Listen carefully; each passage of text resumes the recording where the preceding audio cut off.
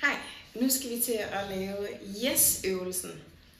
Og yes-øvelsen er måske den mest fjollede øvelse, vi har med her i vores guide.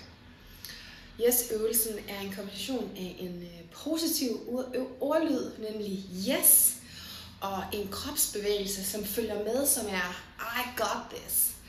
Og den er ikke super svær. Det er simpelthen bare, at man placerer fødderne i jorden, og så rækker man armene op i det, man siger yes. Vi laver øvelsen lige om lidt, men den her kombination af den positive ordlyd og den her I got this bevægelse, det skaber simpelthen bare sådan en virkelig lækker energi omkring, jeg gør det, jeg kan det. Og det er sådan et lille magisk touch, man kan gøre, inden man skal ind og præsentere, eller hvis man som team lige har brug for at blive løftet i energien.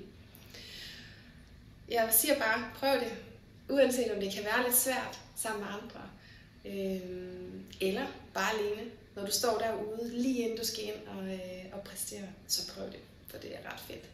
Men lad os gøre klar. Vi stiller os med fødderne rigtig solidt plantet i jorden, og så siger vi yes. Okay?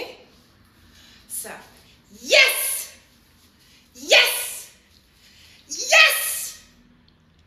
And that's it.